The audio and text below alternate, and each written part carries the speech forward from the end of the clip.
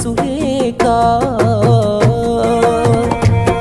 నువ్వు ఊర్వశివని కాదే నిన్ను ప్రేమించింది, నువ్వు దేవతవని కాదే నిన్ను పూజించింది, నువ్వు నింగివని కాదే నేలనేమైంది, నా ప్రాణం అనే కదా నీకు అలుసయ్యింది.